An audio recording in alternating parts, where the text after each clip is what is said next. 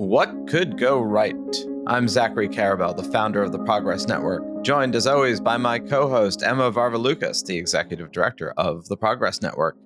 And What Could Go Right is our weekly podcast, and this is our adjunct to our weekly podcast, The Progress Report, where we scour the world for news and headlines and ideas and people and things and places that you may not have picked up on in your daily dose of dystopian news. But at the Progress Network, Emma Varvaloucas, aided by an able team of able-bodied people, looks 24/7 around the world for news that you can use. Well, maybe not news that you can use, but certainly news that points to a more positive future or to human beings and societies and states and governments and individuals and maybe even four-legged creatures. The famous cats and dogs, the meme of the week, even they are trying to make the world a better place, or at least trying to escape being eaten inadvertently or advertently by a set of people somewhere in the world. And we are trying to look at a present and a future through a different lens, through a less hysterical one, through a more constructive one, even though we acknowledge and will continue to acknowledge and genuflect in the direction of the ever-present reality that there is a lot in the world that is completely messed up. And there's ample reason to believe that it is certainly possible that we will indeed descend downward instead of ascending upward. Yes, that was redundant, but I wanted to put an emphasis on both of those trajectories. So, Ms. Varvaloucas, the mistress of all news, or at least of all good news, what do you have for us today? So I was going to end with this, but since you mentioned four-legged creatures, I figure I might as well start off with my little fun tidbit. This has to do with a no-legged creature. So Australia just recognized a number of new species, 750 of them, actually, to be exact. Wow. Per Australian reputation, some of them are really wacky, and I just wanted to give a call out to a new marine worm. Welcome to our, new species list, and they named this worm after who? David Attenborough, who you probably know as the narrator of Planet Earth. So the official name is Marfiza or Marfiza, who knows? David Attenborough. That is the official name, and I thought that was so hilarious. Do you think David Attenborough has now gotten a t-shirt saying, I had this amazing career and all I got was this lousy worm? I hope so. I mean, if he doesn't have one by now, someone should make one for him. I mean, more power to him getting a worm named after him. But I do think that as a lifetime achievement award could be a bit, I don't know, deflating. But maybe not. Maybe that is the apex of what we can all aspire to have some reptilian creature named after us. But that's a lot of creatures. The Australians. It is a lot of creatures. Australia comes out with quite a lot of new species every year, actually. Not enough to make up for the, big extinction numbers across the world. But yeah, actually, there's a lot of them are like, oh, this is a new subspecies of a subspecies. And there are creatures that we never heard of or care about, like marine worms, but it does happen. So, well, but a lot of the creatures that we talk about going extinct are also, minor variants of other creatures that are not extinct. I mean, the same mollusks holds in the other direction. Mollusks. Yeah, this is true. It's a hard word to say 10 times fast. Mollusks. Yeah. So that was just my fun tidbit. Yeah, that was not the most important thing, but I just thought it was really, really funny. Well, it's important for those 700 and some odd species. And maybe for David Attenborough or not. And clearly for David Attenborough. So let's move on to something else. Yeah.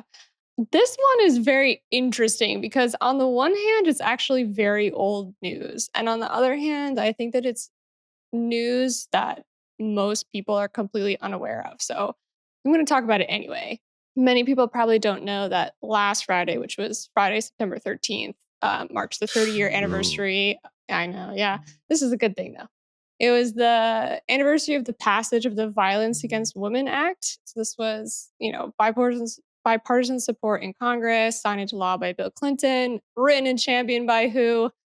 Mr. Joe Biden, President Joe Biden. It was the first federal legislative package to designate domestic violence and sexual assault as crimes. And it did a lot of other things like establish the national hotline for domestic violence, et cetera, et cetera, et cetera. Okay, why am I bringing this up? Because the White House, courtesy of the FBI, released figures on domestic violence and rape and sexual assaults from the 90s until now. And on the one hand, we know that lots of violent crime dropped since the 90s, so we should expect a drop also in domestic violence and sexual assaults. However, I was still really astounded by these numbers. So annual domestic violence rates have dropped by 67% between Wow. 1993 and 2022. And the rate of rapes and sexual assaults have declined by 56%. Wow. I actually thought that was kind of jaw dropping. And that probably, again, theorizing, that figure may be even better in that it would seem, and I don't know that there's any proof of what I'm about to say, that women were less likely to report rape or domestic violence in the 1990s for legitimate fear that they would either not be believed or that the legal scrutiny would just be excruciating. And I think are more likely to report such crimes today, especially given the prevalence of hotlines and changing police practices. And, the kind of response to domestic violence by police tends to be more aggressive, like to remove someone from the home and ask questions later. So you would think that reported numbers were lower than actual numbers in the 90s, and that reported numbers are closer to, but probably still lower than actual numbers. Well, definitely still lower than actual numbers today. So maybe that number, that delta, is even more positive than the official one. At least that would be my theory.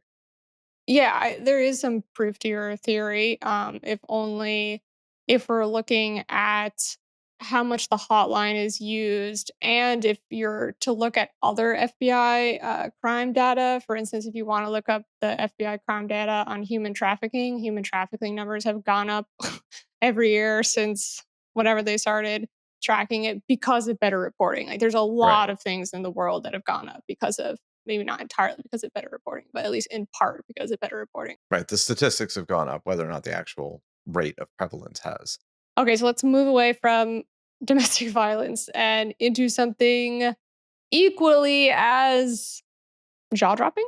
A 47-year-old father from Arkansas has undergone the first ever partial face and a whole eye transplant. So the Ooh. real big thing right now is the whole eye transplant. It's actually happened in 2023, I believe, but they just published about it now. So it's news to us, not news to him or his team of surgeons and physicians. So whole eye transplant, it has been impossible forever. It is still basically impossible in the sense that he does not have vision in that eye, but it is like functionally alive, meaning the retina is responding to light. And he's recovering just fine with it. So it's, maybe you're thinking like, oh wow, we like popped a new eyeball into him and he's got a working eyeball. Not exactly that, but it's still a pretty big step forward.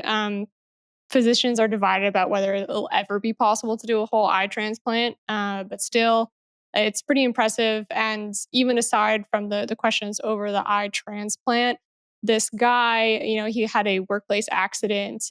He wasn't able to speak or talk or smell or taste normally, and now he can, which is pretty amazing in and of itself. Wow.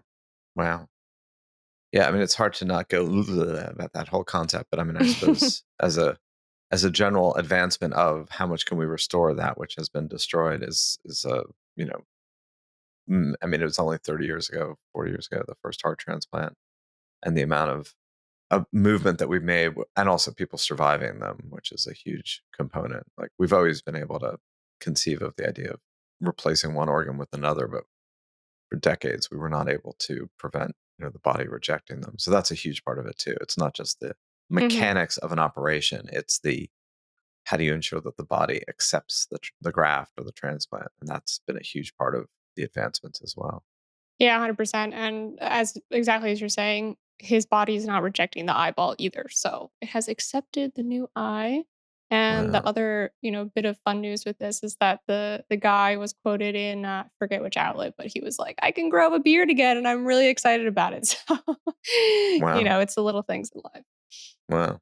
So last but not least, I also wanted to give a quick mention to Polaris Dawn, which is the first private spacewalk in all of human history. It's just been completed. It's also the farthest we've gone in space since the 1960s and 70s, the Apollo missions.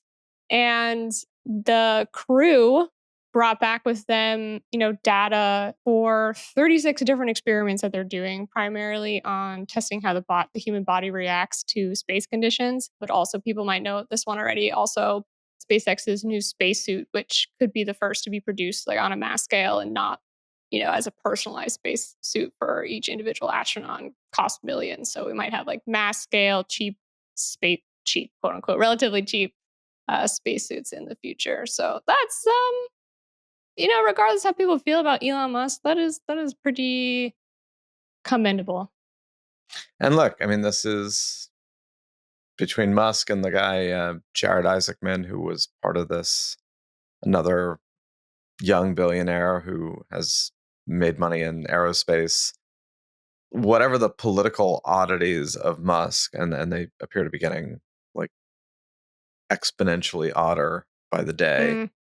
The ability of SpaceX to both innovate and deliver, pun intended, right? Deliver payloads at a cost-effective way has been pretty astonishing. Now, I mean, the flip side of it is, and this is my own personal views here, like Musk's hypocrisy, anti-government hypocrisy is kind of ludicrous in that SpaceX is at heart an outsourced independent contractor for a government agency, NASA.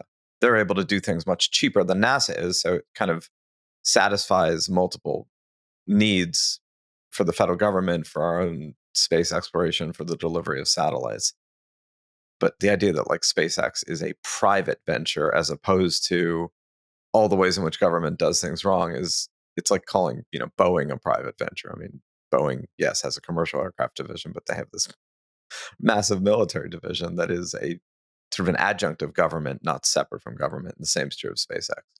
So it's odd that sometimes Musk's attitudes remind me of that famous, I think it was 2016, where someone took a shot of some campaign event and people had the signs, government hands off my Medicare. And it just bears sort of remembering that, right? It's not like there's this thing called a private industry and a thing called government or public-private. SpaceX is actually a near perfect iteration of a public-private hybrid.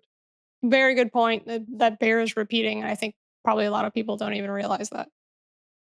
Yeah, sometimes it seems like Musk himself said all of that. Yeah. It's clearly not true. Or doesn't care. Or doesn't care is probably more to the point. So on that note, we will leave you with those tidbits of the week, and we will return with ever more tidbits. There are lots of tidbits out there. Jocularity aside, we do think it's important for all of us to try to read the news with an eye to paying attention to stories that are usually not the primary ones that are featured, because they just don't get as much attention. I mean, to be fair, the Polaris Dawn story did get a fair bit of notice, but not necessarily notice as we should really be paying attention to these sorts of things. It was a story, but it wasn't necessarily treated as a story of import. And some of that you could judge by like how many op-eds there were, how much commentary there is, what it is that it kind of engenders lots of other discussion. So it's not just were they news, it's did that news have a tail?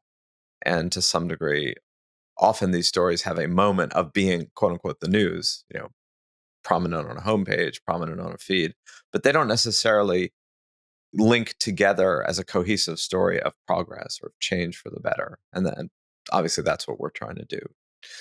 So we will be back with you next week. Thank you, Emma and the team at Progress Network for finding that. Thank you for Podglomerate for producing.